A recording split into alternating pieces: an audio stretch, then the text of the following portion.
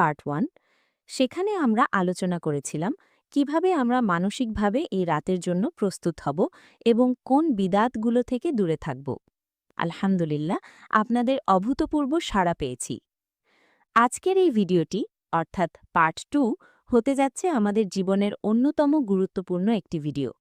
কারণ আজ আমরা জানব এই বরকতময় রজনীতে আসলে আমাদের করণীয় কি, ঠিক কোন আমলগুলো করলে আল্লাহ সুবহানাহু ওয়া তাআলা আমাদের উপর সন্তুষ্ট হবেন এবং আমাদের জীবনের গুনাহগুলো মাফ করে দেবেন।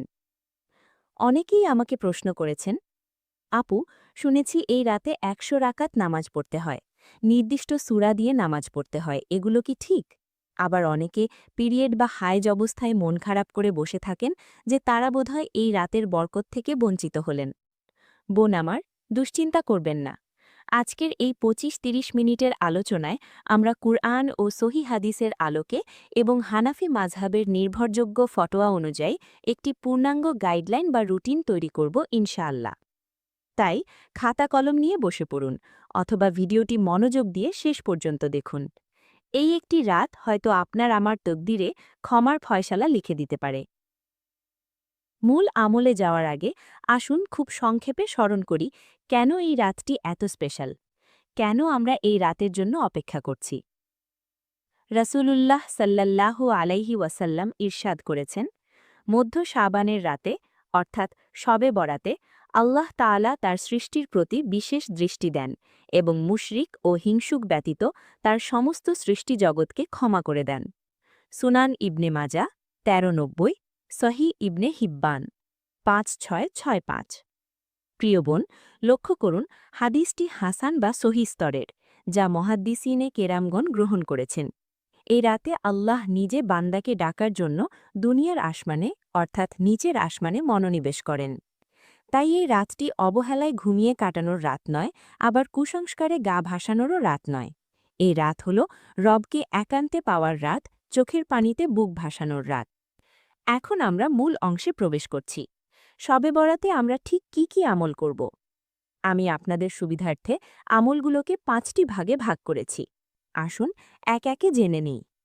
এই রাতের প্রধান আমল বা মূল প্রতিপাদ্যই হল আল্লাহর কাছে ক্ষমা চাওয়া, কারণ আল্লাহ তো ক্ষমা করার জন্যই প্রস্তুত হয়ে আছেন।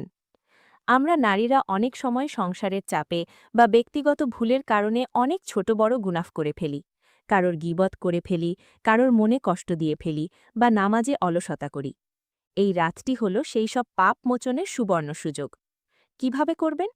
অন্য কোনো ইবাদত যদি নাও করতে পারেন, তবুও জায়নামাজে বসে বা হাত তুলে মন থেকে আল্লাহর কাছে বলুন, হে আল্লাহ, আমি ভুল করেছি, আমি লজ্জিত, তুমি তো রাহমান, তুমি তো গাফুর, আমাকে মাফ করে দাও। সাইয়েদুই ইস্তিগফার পাঠ করতে পারেন, অথবা ছোট ছোট ইস্তিগফার যেমন আস্তাগফিরুল্লাহ আল আজিম বা আস্তাগফিরুল্লাহ ওয়া আতুবু ইলাইহি বেশি বেশি পাঠ করবেন।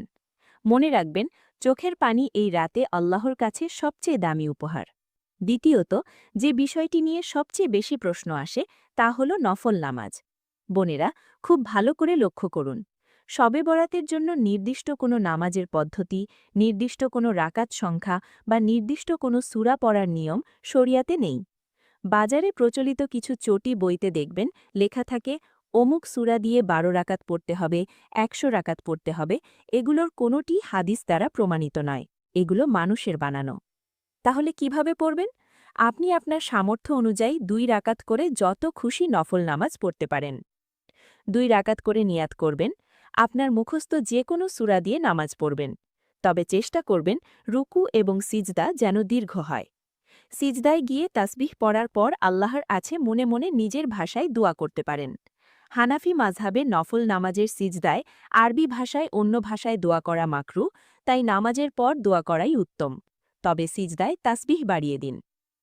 দীর্ঘ সময় দাঁড়িয়ে তেলাওয়াত করা বা দীর্ঘ সময় সিজদায় পড়ে থাকা এই রাতের অন্যতম সৌন্দর্য। সংখ্যার দিকে নজর না দিয়ে নামাজের মানের দিকে নজর দিন। তাড়াহুড়ো করে ১০০ রাকাত পড়ার চেয়ে ধীর স্থিরভাবে হুসু হুজুর সাথে ৮ রাকাত পড়াও আল্লাহর কাছে অধিক প্রিয়। তৃতীয় আমল হল কুরআন তেলাওয়াত। কুরআন হল আল্লাহর কালাম। আল্লাহর সাথে কথা বলার এর চেয়ে উত্তম মাধ্যম আর নেই। যাদের কুরআন তেলাওয়াত সহি, তারা চেষ্টা করবেন অন্তত কিছু সময় কুরআন পড়তে। সূরা ইয়াসিন পড়তে হবে এমন কোনো বাধ্যবাধকতা নেই, তবে সূরা ইয়াসিন কুরআনের কল্ব, বরকতের জন্য পড়তে পারেন। এছাড়াও সূরা মুলক, সূরা ওয়াকিয়া বা আপনার পছন্দের যে কোনো অংশ তেলাওয়াত করতে পারেন। আর যারা কুরআন পড়তে পারেন না, তারা অন্তত অডিও শুনে বা মোবাইল অ্যাপ থেকে শুনে শুনে মনে মনে আল্লাহর স্মরণ করতে পারেন। তেলাওয়াতের পর কুরআনের উসিলা দিয়ে দোয়া করলে দোয়া কবুল হয়। চতুর্থ এবং অত্যন্ত গুরুত্বপূর্ণ আমল হল দোয়া। হাদিসে এসেছে দোয়া হল ইবাদতের মগজ। এই রাতে নিজের জন্য কি চাইবেন? ১. ঈমানের উপর মৃত্যু। ২. জাহান্নাম থেকে মুক্তি। ৩. স্বামী, সন্তান এবং পরিবারের হেদায়েত। ৪. হালাল রিজিক ও সুস্থতা। ৫. বিশ্ব মুসলিম উম্মাহর জন্য শান্তি। বিশেষ করে হযরত আয়েশা রাদিয়াল্লাহু আনহা যে শবে কদরে যে দোয়াটি করার শিক্ষা পেয়েছিলেন, সেটি এই রাতেও বেশি বেশি পড়া যেতে পারে। আল্লাহুম্মা ইন্নাকা আফুউন তুহিব্বুল আফওয়া ফা'ফু আন্নি।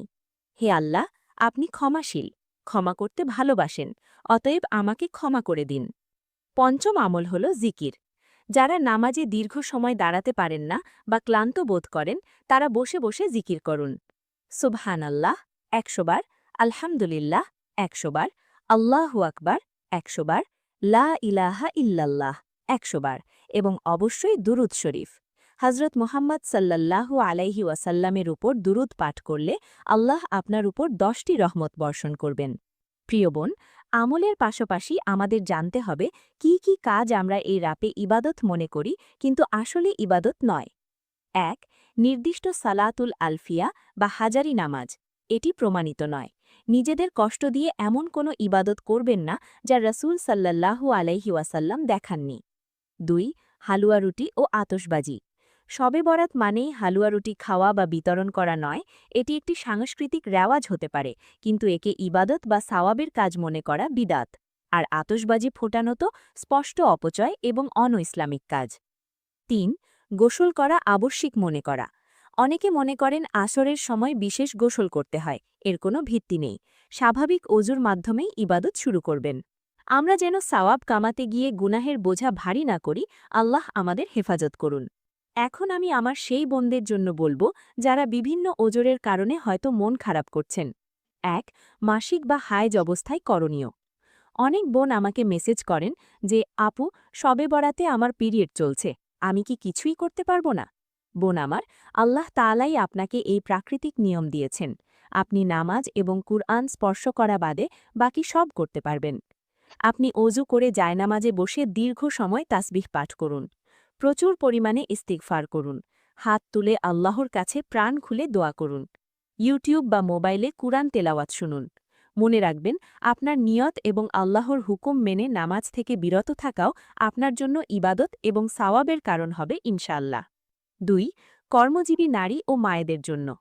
যারা ছোট বাচ্চা সামলান বা সারাদিন অফিস বা ঘরের কাজ করে ক্লান্ত, তারা সাধ্যমতো এশার নামাজ জামাতে বা আউয়াল ওয়াক্তে অথবা ফজরের নামাজ সঠিক সময়ে পড়ার প্রতিজ্ঞা করুন। কারণ হাদিসে আছে যে এশা ও ফজর জামাতে পুরুষরা বা সঠিক সময়ে আদায় করে, সে সারা রাত ইবাদতের সওয়াব পায়। বাচ্চাকে দুধ খাওয়ানোর সময়, ঘুম পাড়ানোর সময় মুখে জিকির জারি রাখুন। আল্লাহ আপনার ক্লান্তি এবং নিয়ত দেখছেন। ৩. ধারাবাহিকতা। এক রাত ইবাদত করে বাকি বছর সব ছেড়ে দেবেন না। এই রাত যেন হয় আপনার নতুন করে শুরু করার রাত।